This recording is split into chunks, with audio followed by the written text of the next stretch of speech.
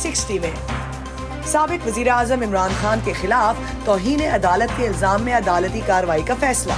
पाकिस्तान की सियासी सूरत हाल पर अमरीका से तज्जिया। पाकिस्तान में सैलाब के मुतासरीन मदद के मुंतजर।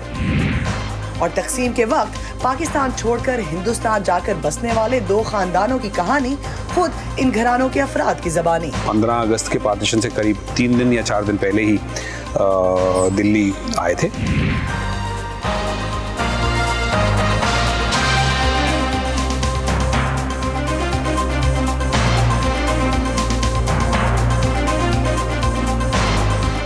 वॉइस ऑफ अमेरिका के वाशिंगटन स्टूडियोज में आप सबको खुशामदीद। आप देख रहे हैं प्रोग्राम व्यू 360 और मैं हूं इरम अब्बासी। इस्लामाबाद हाई कोर्ट ने तौहीन अदालत केस में साबिक वजीर आजम इमरान खान को ज़ाती हैसियत में तलब कर लिया है। आज इस्लामाबाद हाई कोर्ट के 3 रुकनी बेंच ने एडिशनल सेशन जज ज़ेबा चौधरी को धमकाने के इल्ज़ाम में तौहीन अदालत केस की समाअत की।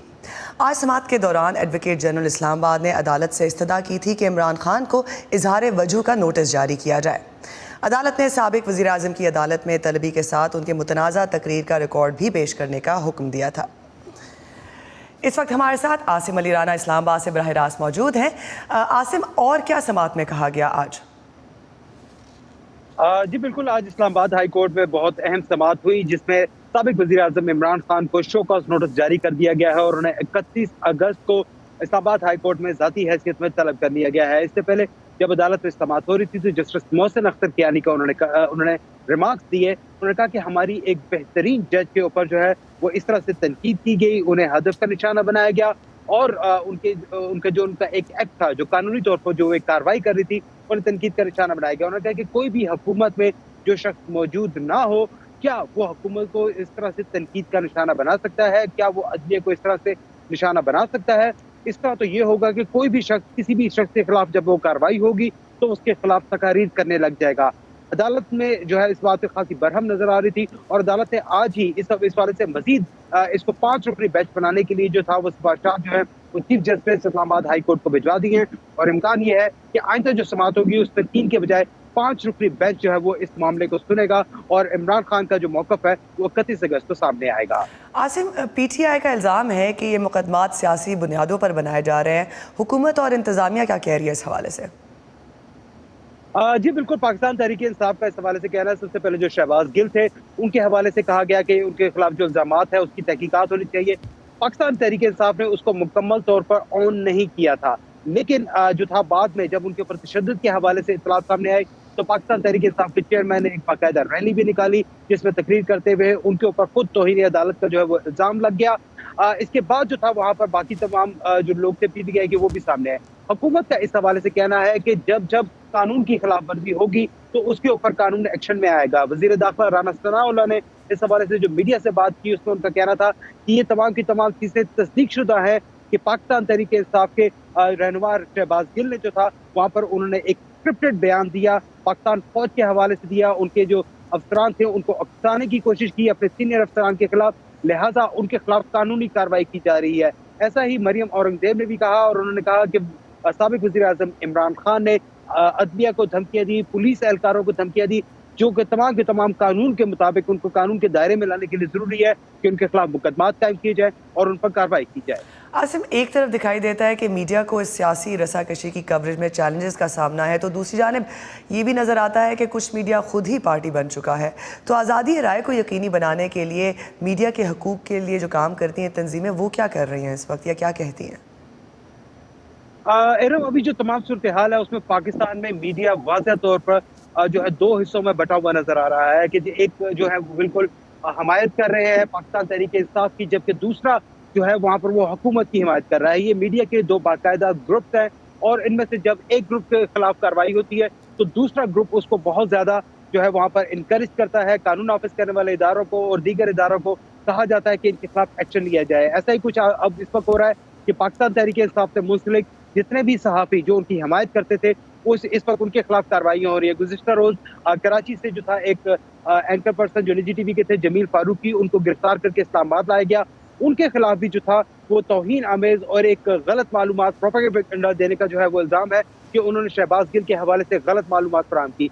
इस हवाले से जो मुख्तलिफ सहाफ़ती तंजीमें हैं उनका ये कहना तो है कि हम इन तमाम सहाफ़ियों को जो है वो हमारा सिर्फ एक है कि कोई भी मीडिया का इदारा बंद नहीं होना चाहिए। हम तमाम सहाफ़ियों के साथ खड़े हुए हैं, लेकिन इसके बावजूद उनमें भी वाज़िया तक़सीम नज़र आ रही है कि पाकिस्तान तहरीक-ए-इंसाफ और हुकूमती इत्तेहाद की हिमायत करने वाले दोनों तरफ के सहाफ़ी मौजूद हैं और वो अपनी अपनी बात कर रहे हैं। Asim Ali Rana, thank you so much for being with us. Stimson centre think tank में साउथ एशिया प्रोग्राम की डायरेक्टर एलिजाबेथ थर्लकर्ट के मुताबिक वाशिंगटन में पाकिस्तान की मौजूदा सूरत हाल को वहाँ पिछले कुछ अरसे से जारी सियासी अदम इस्तेकाम का ही हिस्सा समझा जाएगा। हमारे साथी मोना काजिम शाह से बातचीत करते हुए सीनियर तज्ज़ियाकार ने साबिक अमरीकी सदर डोनाल्ड ट्रंप और साबिक वज़ीर आज़म इमरान खान को दरपेश सूरत हाल का भी दिलचस्प मुआवजा किया है। आइए देखते हैं। विल्सन सेंटर के माइकल कुगलमैन के ट्वीट के मुताबिक इमरान खान को कमजोर करने की कोशिश दरअसल इन्हें और मजबूत बना रही है। इस पर आपकी क्या राय है? Yeah, I tend to agree. In some ways I've always seen. मैं इससे इत्तेफाक करती हूँ। मैंने हमेशा साबिक वज़ीर आज़म इमरान खान को एक ऑपोजिशन लीडर के तौर पर ज़्यादा मौसर देखा है। वो सहरंगेज़ शख्सियत के मालिक हैं। उनके पास बड़े पैमाने पर रैलियाँ निकालने की काबिलियत है। जिस तादाद में उनको हिमायत हासिल है वो झूठ नहीं है, और इसलिए अगर आप उन पर सख्ती से रद्द-ए-अमल या क्रैक डाउन करते हैं तो इससे वो अपने हामियों की नज़र में सुरखरू होंगे और मज़ीद हमदर्दियाँ समेटेंगे और मुमकिना तौर पर उनकी सपोर्ट बढ़ेगी। लिहाजा मैं समझती हूँ कि यह तवाज़ुन रखना एक चैलेंजिंग अमल है। यकीनी तौर पर जिस तरह से वो रैलियाँ निकालने में कामयाब रहे हैं, इसे मौजूदा हुकूमत के लिए एक ख़तरे के तौर पर देखा जाएगा। How is Washington seeing the role of the current government? Washington मौजूदा हुकूमत के किरदार को कैसे देख रहा है? टीवी चैनल्स बंद हुए हैं, हम देखते हैं कि यूट्यूब को भी ब्लॉक किया गया और सहाफ़ियों को भी गिरफ्तार किया गया है। वॉशिंगटन इस सेंसरशिप को कैसे देख रहा है? We haven't seen a great deal out of Washington specific on. Washington हमेशा इजहार राय की आज़ादी को यकीनी बनाने में अपनी दिलचस्पी बरकरार रखता है और सहाफ़ियों के ख़िलाफ़ इस तरह की कार्रवाइयों को तशवीश की निगाह से देखेगा। लेकिन मेरा तज्ज़िया ये भी है कि ये रवैया उससे मुख्तलिफ नहीं जो हमने पिछली इंतज़ामिया से देखा था। इमरान खान की इंतज़ामिया का अपने सियासी मुखालफिन के ख़िलाफ़ ताकत का इस्तेमाल करना आपको याद होगा, तो यकीनी तौर पर अब किरदार उलट चुके हैं। मिसाल के तौर पर नैब यानी कौमी एहतसाब ब्यूरो को बदउनवानी के मुकदमात के लिए इस्तेमाल किया गया था। इससे कतई नज़र कि सही या गलत, पाकिस्तान के अंदर भी तज्ज़ियाकार ये कह रहे थे कि इसके पीछे सियासी मुहर्रिकात थे। मैं इसे सिक्के के दूसरे रुख के तौर पर देखती हूँ, बस खिलाड़ी मुख्तलिफ हैं। So over here we also see तो यहाँ हम देखते हैं कि साबिक अमरीकी सदर पर कानून की खिलाफ वर्जी का इल्ज़ाम है और इमरान खान पर भी इंसदाद दहशतगर्दी के इल्ज़ामात हैं। आप इन दोनों का मवाजना कैसे करेंगी? There've long been discussions and debates about. आप जानती हैं कि साबिक वज़ीर आज़म इमरान खान और साबिक सदर ट्रंप के दरमियान ममासलत के बारे में तवील अरसे से बहस जारी है। मैं कहूँगी कि ये मामला सच और शफाफियत की अहमियत पर मुनहसर है। इस वक्त अमेरिका में FBI की जानिब से साबिक सदर की तहकीकात के फ़ैसले के मुहर्रिकात पर बहस जारी है, और अगर हम इसको ज़रा वसी तनाजुर में देखें तो ये बहस इस बारे में है कि क्या ये अमल जायज़ है या नहीं। क्या इस केस के पीछे सियासी मुहर्रिकात हैं या इसके पीछे हकीकी कानूनी ख़दशात हैं कि वाकई में मुमकिन जराइम सरजद हुए। अगर इसे मैं पाकिस्तान के हिसाब से देखूं तो मैं सोचती हूं कि इन इल्ज़ामात का गैर जानिबदारी से जायज़ा लिया जाए कि आया उनमें कुछ सदाकत है भी या नहीं, या फिर ये सिर्फ सियासी हथकंडे हैं। अगर मैं पाकिस्तानी वोटर होती तो ये सवालात ज़रूर करती, और मुझे लगता है कि वहाँ यकीनी तौर पर कुछ सवालात पूछे जाएंगे, लेकिन दोनों तरफ ये यकीनन एक दिलचस्प सियासी थिएटर है। VOA न्यूज़ की नई स्मार्टफोन ऐप, ताज़ा तरीन खबरें, दिलचस्प ऑडियो वीडियो रिपोर्ट्स और मुनफरिद तज्ज़िये। देखें, सुने, पढ़ें और शेयर करें। सेटिंग्स के जरिए अपनी पसंद की ज़बान का VOA की नई ऐप में इंतखाब करें। प्रॉक्सी की मदद से पाबंदियों के बावजूद मालूमात तक रसाई हासिल करें। पुश नोटिफिकेशंस ऑन रखें ताकि आप रह सकें हर लम्हा बाखबर। VOA न्यूज़ की नई स्मार्टफोन ऐप डाउनलोड कीजिए गूगल प्ले और ऐप स्टोर से। पाकिस्तान में मानसून की गैर मामूली बारिशों, दरियाओं में तुग़यानी और सैलाबी सूरत हाल से मुल्क के कई हिस्सों में मामूलात ज़िंदगी बुरी तरह मुतासर हुए हैं। अमलाक को नुकसान पहुँचने के साथ साथ हज़ारों अफराद बेघर हो गए हैं। नेशनल डिज़ास्टर मैनेजमेंट अथॉरिटी ने हफ्ते के रोज़ कहा कि पाकिस्तान में इस साल मानसून की बारिशों से जून के वस्त से अब तक कम अज़ कम 700 से ज़्यादा हलाकतें हो चुकी हैं, जिनमें 150 से ज़्यादा ख़वातीन और 260 से ज़्यादा बच्चे शामिल हैं। तफसीलात फ़ायज़ा बुखारी से। सूबा बलूचिस्तान के मरकजी शहर क्वेटा समेत दीगर अजला में मानसून बारिशों ने चौथी मरतबा तबाही मचा दी है। बलूचिस्तान में महकमा सेहत ने तूफानी बारिशों के पेश नज़र सूबे भर में इमरजेंसी नाफिज की हुई है, जबकि हुकूमत ने तमाम सरकारी और गैर सरकारी तालीमी इदारों को एक हफ्ते तक बंद रखने का ऐलान किया है। बलूचिस्तान में कुदरती आफात से निपटने वाले इदारे के मुताबिक सूबे में गुज़िश्ता एक माह के दौरान बारिशों और सैलाब के बाइस भारी जानी और माली नुकसान हुआ है। लोगों के सड़क के बह गए, गरे बह गए, जानवर बह गए, गंदुम बह गए। अभी आप ये अपने पर ऊपर फीलिंग करें कि यार वो किस तरह गुजार रहे हैं। बलूचिस्तान में सैलाब की वजह से ट्रैफिक और रेलवे का निजाम भी बुरी तरह मुतासिर हुआ है। सूबाई दारुल हुकूमत क्वेटा को कराची से मिलाने वाली कौमी शाहराह गुज़िश्ता हफ्ते से ट्रैफिक के लिए बंद है। तूफानी बारिशों की वजह से क्वेटा रेलवे स्टेशन के ट्रैक ज़ेर-ए-आब आ गए और रेलवे सर्विस भी एक हफ्ते से मुअत्तल है। आमदोरफ्त में खलल ने मुतासिरा इलाकों में हुकूमत और फौज की इमदादी सरगर्मियों को भी मुतासिर किया है। ट्रेन भी कैंसिल कर दी गई है और टर्मिनल भी टोटल सारे बंद हैं। अब पता नहीं कहाँ जाएं और इधर पानी में खड़े हुए आपके सामने। जनूबी पंजाब के इलाके फाजिलपुर में सैलाबी पानी की सतह गैर मामूली तौर पर बढ़ने के बाद सैकड़ों देहातियों को अपने घरों को छोड़ना पड़ा। बच्चे रो रहे हैं, ना उनको खाने का है ना उनको कुछ पीने का है, और एनजीओ हैं जो उनको खाना दे रही हैं, इंतजामिया भी कोशिश कर रही है, लेकिन ऐसा आलम है हम आपको क्या बताएं कि फाजिलपुर पूरा डूब चुका है। इमदादी कारकुन सैलाबी पानी में फंसे अफराद को आर्जी खैमों में मुंतकिल करने के लिए मदद फराहम कर रहे हैं। हमारी और भी पीछे से टीमें आ रही हैं और प्रॉपर जो है ना अपनी विक्टिम्स को सामान समेत उनकी चीज़ों को, उनके सारे सामानों को जो है ना एवैक्यूएट करके और बाहिफाजत जो है ना उनको साइड पे छोड़ रहे हैं। सूबा सिंध में भी गुज़िश्ता हफ्ते के दौरान रिकॉर्ड तूफ़ानी बारिशें हुईं, जिससे शहरों समेत मुतादिद देहात और कस्बे ज़ेर-ए-आब आ गए, जबकि हज़ारों अफराद बेघर हो चुके हैं। बारिश से वसी रकबे पर लगी कपास और खजूर की फसल को भी नुकसान पहुँचा है। हुकाम के मुताबिक नौशेरो फेरोज़, खैरपुर, मीरपुर खास और सांगढ़ सिंध में तूफ़ानी बारिशों से सबसे ज़्यादा मुतासर होने वाले 11 अजला में शामिल हैं, जहाँ बुनियादी इंफ्रास्ट्रक्चर बड़े पैमाने पर तबाह हो चुका है। Faiza Bukhari, voice of America. तकसीम हिंद के बाद भारत छोड़कर पाकिस्तान आकर बसने वालों की दास्तानें तो आपने शायद बुजुर्गों से सुनी होंगी, लेकिन जो गैर मुस्लिम 1947 में पाकिस्तान से हिजरत करके भारत गए, आज हम आपको उनकी कहानी सुनाते हैं। वॉइस ऑफ अमेरिका की इस रिपोर्ट में देखिए कुछ ऐसे हिंदू ख़ानदानों की कहानी जिन्होंने तकसीम के वक्त लाहौर में अपना घर बार छोड़कर भारत हिजरत की। तफसीलात नई दिल्ली से सुहेल अख्तर कासमी की रिपोर्ट में। पार्टीशन की मैं बताऊं उस वक्त तकरीबन 7.25 साल का था। मेरे फादर का नाम सतपाल अरोरा है, जो सन 35 में पैदा हुए थे लाहौर में,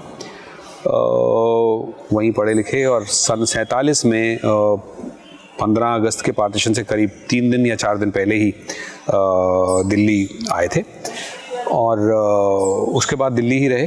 हम रहने वाले तो थे ओल्ड सिटी लाहौर, जिसको अंदरून शहर लाहौर कहते हैं।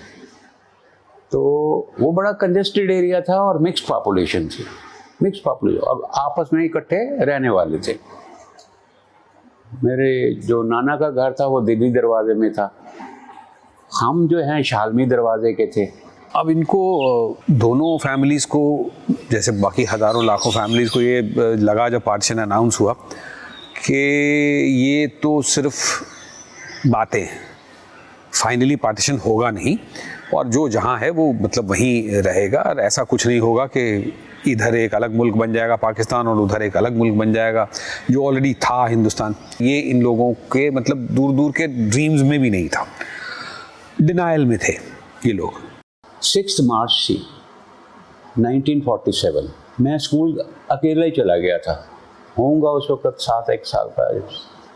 तो स्कूल मेरा जो था शहालमी गेट अंदरून शहर के अंदर था, तो 2nd फ्लोर पे था और मैं अकेला गया और ऊपर चढ़ा तो देखा सारा छत खाली, तो ना कोई टीचर ना कोई स्टूडेंट और बिल्कुल बियाबान। मैं थोड़ा सा घबरा गया, उसी पैर नीचे वापस आया। अभी मैंने सड़क पार भी नहीं की, सर्कुलर रोड, तो वहाँ देख रहा हूँ ऊंचे लम दड़ंग आर्मी के यूनिफॉर्म में लोग जवान खड़े हैं, उनके हाथ में बायोनेट है। और बायोनेट मैंने ज़िंदगी में पहली बार देखी थी, राइफल भी शायद पहली बार देखी थी। सर्कुलर रोड के ऊपर बसें चल रही थी तेज़ तेज़, और उसमें जो एजिटेशनिस्ट थे वो नारे लगाते हुए जा रहे थे, और उसमें वो मुस्लिम एजिटेशनिस्ट थे। देखते देखते देखा कि हमारे जो सामने जो मेन रोड है, जो कि पुराने शहर को हॉस्पिटल्स के साथ में लाती है, चाहे गंगाराम हॉस्पिटल था या मेयो हॉस्पिटल मेनली था वहाँ पे एक के बाद एक चारपाई के ऊपर हलाक आदमी आ रहा है, एक के बाद एक स्ट्रेचर पे आ रहा है, कोई टांगे पे बैठा हुआ तड़पता हुआ आ रहा है, कटा हुआ, कुछ कोई कारों बसों में आ रहा है। पता चला कि इन लोगों के साथ यानी कि मारकाट हुई है। हमारे पिताजी जो पैदा हुए थे तो उनकी पैदाइश के टाइम में ही उनकी माँ गुजर गई थी, और उनकी 2 बड़ी बहनें थीं और एक बड़ा भाई था। अब इनका जो एक बड़ा भाई था वो वहाँ जब बलवे होने शुरू हुए, राइट्स होने शुरू हुए लाहौर के अंदर, तो करीब 8 या 9 अगस्त को घर से गायब था 1947 में।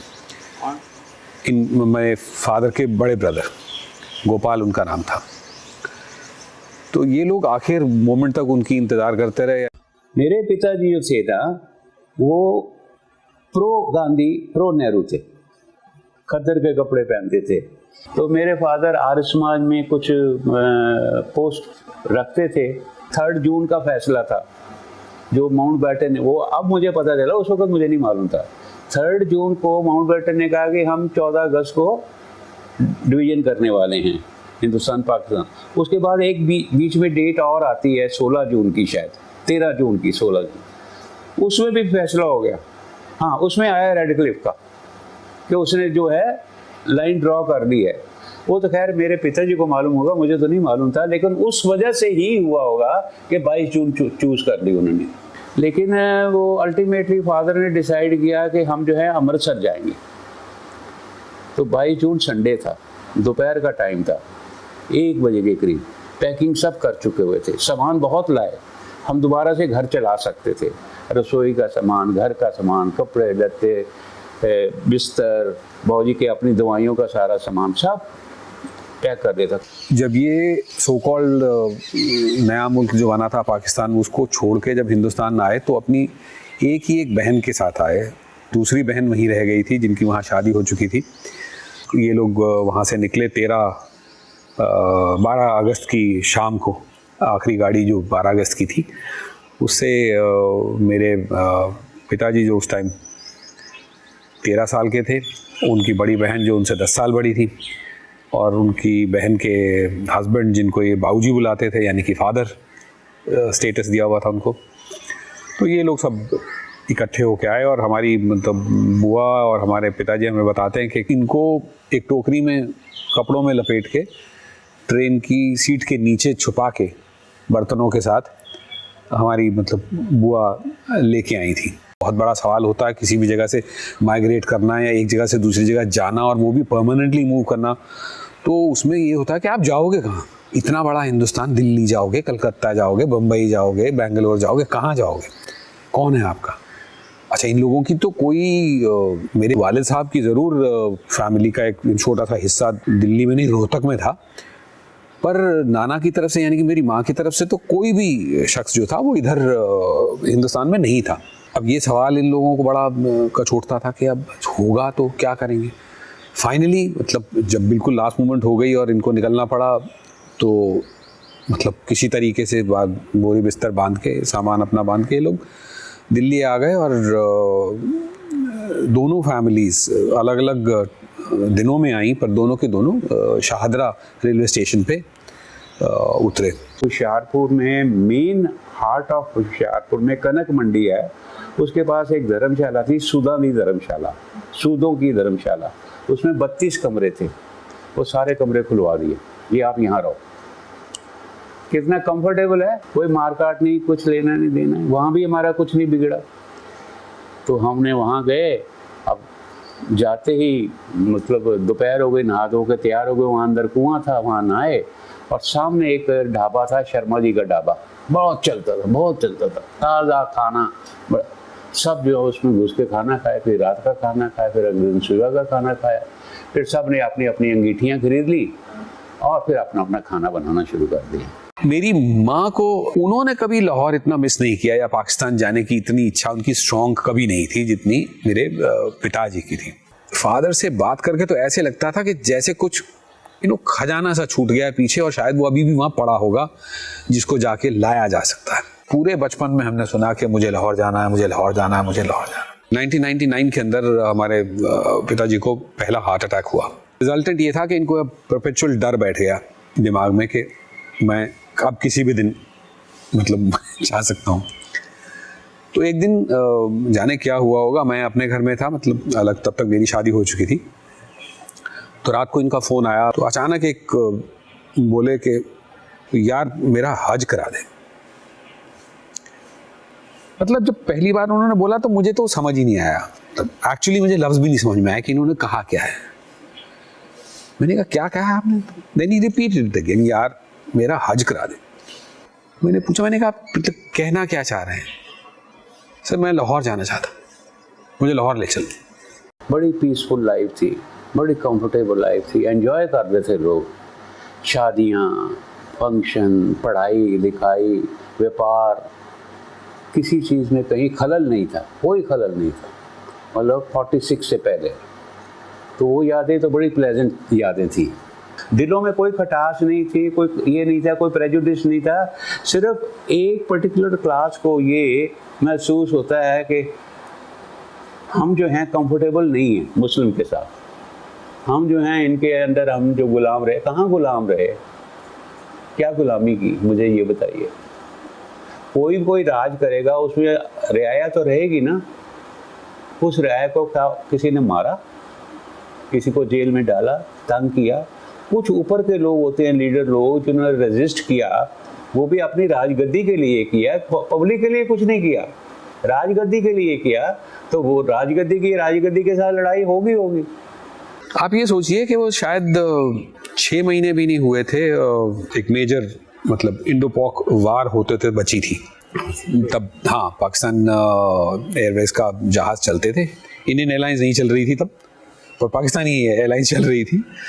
तो वी वर लकी, तो हमने मतलब जहाज़ की टिकट ली और मतलब पहुंच गए। जो टाइम हमने लाहौर में बिताया तो हमारे लिए तो वो मतलब पूरी जश्न था, वो एक मतलब अय्याशी थी। मेरा दोस्तों ने खूब घुमाया, पर जो मकसद था वहाँ जाने का वो था कि इन दोनों के घर ढूंढने थे। हमारी माँ का घर तो जाते ही तीसरे दिन या दूसरे दिन हमें मिल गया। हमारे अब्बू को याद नहीं आया, पिताजी को कि कौन सी जगह थी, कौन सा मोहल्ला था। वो धीरे धीरे करके फाइनली उनका घर भी मिल गया। हमारे फादर तो इतने ज़्यादा एक्साइटेड थे कि वो जैसे ही उन्होंने घर ढूंढा, वो भागते भागते सीढ़ियाँ ऊपर फर्स्ट फ्लोर पे गए और जो वहाँ पे मकान मालिक, जो आजकल जो लोग वहाँ रहते हैं, उनसे पूछने लगे। घुसते ही बाएं हाथ पे, कि यहाँ पहले खिड़की होती थी, वो कहाँ गई। और एक बड़ी एम्बैरेसिंग बात की जो मुझे, जिसको मैं बताना नहीं भूलता हूँ। कमरे में वापस आए बालकनी से होके, तो वो जो साहब वहाँ रहते थे उनसे पूछते हैं, उनको बताते कहते हैं कि हम यहाँ एक सोफ़ा छोड़ गए थे, वो कहाँ है। I felt completely ashamed. I told him, I said, for heaven's sake, मतलब 55 साल हो चुके हैं, आप क्या बात कर रहे हो, मतलब इतनी लाइफ थोड़ी होती है फर्नीचर की। इसी पर ख़त्म करते हैं आज का व्यू 360। पाकिस्तान और ख़ित्ते समेत दुनिया भर की अहम खबरों और दिलचस्प मालूमात के लिए आइए हमारी वेबसाइट urduvoa.com पर। ये सारा कंटेंट आपको मिलेगा हमारे सोशल मीडिया प्लेटफॉर्म्स पर भी, तो आइए facebook.com/VOA उर्दू के पेज पर, YouTube पर हमारा चैनल है VOA उर्दू के नाम से, और ट्विटर और इंस्टाग्राम पर हमारा हैंडल है @VOA Urdu। अब तक के लिए इतना ही। इरम अब्बासी को दीजिए इजाज़त।